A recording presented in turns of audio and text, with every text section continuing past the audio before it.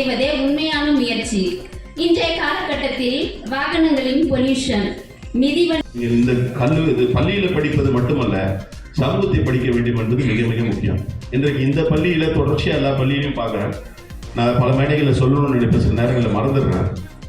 முதல்ல பள்ளிக்கூடத்தில் நம்ம நிகழ்ச்சிகளுக்கு நீங்கள் கெஸ்ட்டை அழைக்கும் போது, இந்த மாதிரி பேச அழைக்கும் போது குழந்தைகளை கை தட்டவே சொல்லாதீங்க. ஏன்னா நீங்கள் அவங்க சிந்திக்கிற திறனை நாம் யூஆர் மேக்கிங் தம் ஒரு மெக்கானிக்கல் ப்ராசஸ் மாதிரி. கை தட்டுறதுன்றது ஏதோ ஆசிரியர் சொன்னாதான் கை தட்டணும் அப்படின்ற நிலைமையில குழந்தைகளோட சிந்திக்கிற ஆற்றலை நம்ம குறைச்சிடக்கூடாது, சிதைச்சிடக்கூடாது. அப்போ என்ன நடக்கணும்னா, அவங்க எப்படி வேணா இருந்துட்டு போட்டோம், அவங்க ஏற்றுக்கிறாங்க ஏற்றுக்கல, புரியுது புரியல ரெண்டாவது. ஆனால் நீங்கள் அந்த மாதிரியான ஒரு இன்ஸ்ட்ரக்ஷன்லாம் கொடுக்காம இருந்தீங்கன்னா, இங்கே பேச வரவங்க என்ன பேசுகிறாங்கன்னு அவங்க கேட்பாங்க.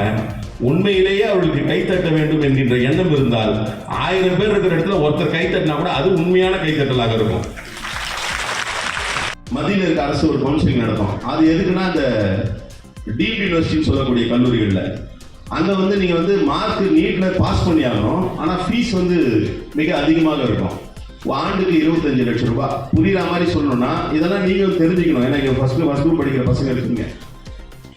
நீட்டில் மார்க் எடுத்தால் மெரிட்டில் நமக்கு சீட்டு கிடைச்சிரும், ஃபீஸ் கம்மின்னு சொல்கிறாங்க. அது ஒரு பகுதி தான் உண்மை. இன்னொரு பகுதி என்னன்னா, இன்னைக்கு உதாரணத்துக்கு இப்போ இங்கே இருக்கிற கற்பகனா நம்ம தமிழ்நாடு கட்டுப்பாட்டில் வருது. காஞ்சிபுரத்தில் இருக்க மீனாட்சி காலேஜ், இங்கே நம்ம இடத்துல இருக்க சத்யசாய் காலேஜ்லாம் மத்திய அரசு கட்டுப்பாடில் இருக்கு. அந்த காலேஜ்லாம் நீங்கள் 720க்கு 720 எடுத்தீங்கன்னா கூட நீட்டில் வருஷத்துக்கு 25 லட்சம் ரூபா கட்டணும். இது போன்ற நிலையெல்லாம் இருக்கு. அப்போ நீங்கள் நீட்டை கிராக் பண்ணுறதுக்கு ஒரு சில சின்ன சின்ன நுணுக்கங்கள்லாம் இருக்கு. அதெல்லாம் நான் ஆசிரியர் இடத்துல தொடர்ந்து பேசி வருகிறேன். இது போன்ற நுணுக்கங்களை சொல்லி தருவதற்கு வல்லுநர்களை அழைத்து வருவதற்கு என்னை போன்றவர்கள் தயாராக இருக்கிறோம். அதையெல்லாம் பயன்படுத்திக் கொள்ள வேண்டும் என்றும் இந்த தருணத்திலே கேட்டுக்கொள்கிறேன். இருக்கக்கூடாது நான் நினைக்கிறேன். நீங்க படிச்ச நிலையில மற்றவர்கள் இருக்கக்கூடாது என்று நீங்க நினைக்க வேண்டும் என்று சொன்னால், இதையெல்லாம் கடக்க வேண்டும் என்று சொன்னால், சமூகத்தின் மீது அக்கறை கொள்ளுங்கள். சமூகத்திலே நடப்பதை பாருங்கள். எதை தேர்வு செய்தாலும் அதை எதற்காக தேர்வு செய்கிறீர்கள் என்கின்ற எண்ணத்தில் தேர்வு செய்ய வேண்டும். ஒரு சைக்கிள் வாங்குறீங்கன்னா சைக்கிள் கடையில சைக்கிள் ஓடாது. அப்போ நீங்க தலைவர்களை தேர்ந்தெடுக்கும் பொழுது கூட தலைவர்களுடைய ஆடல் திறன், பாடல் திறன், அழகு திறன், நடைத்திறன், உடைத்திறன் இதை பார்க்க கூடாது. எதை நீங்கள் தலைவரிடத்திலே தேட வேண்டும் என்று சொன்னால் அவருடைய அறிவு திறனை தேட வேண்டும். அவர்களிடம் இருக்கக்கூடிய நேர்மையை தேட வேண்டும்.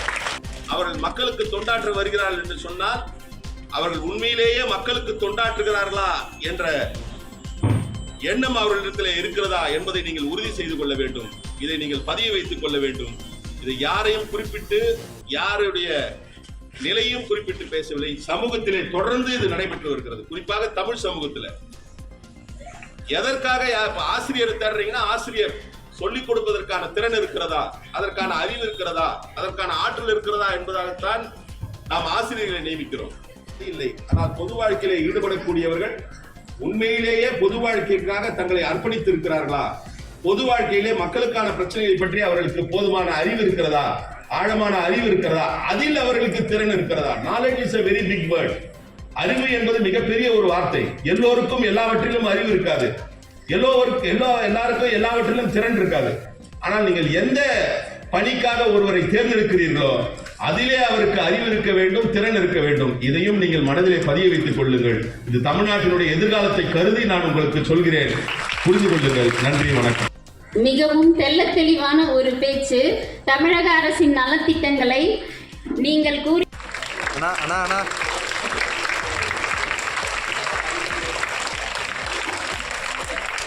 விலை உயர்ந்த தமிழக அரசின் மிதிவண்டி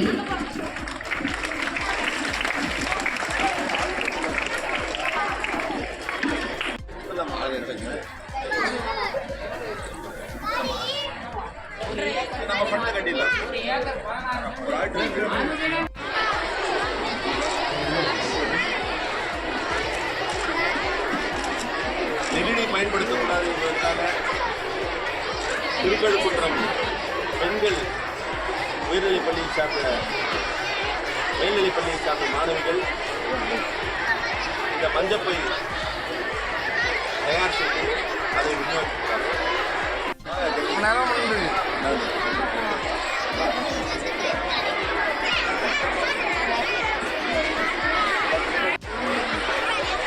செல்லுலாம் பிடிங்க எங்கே போட போகிறோம் மாரா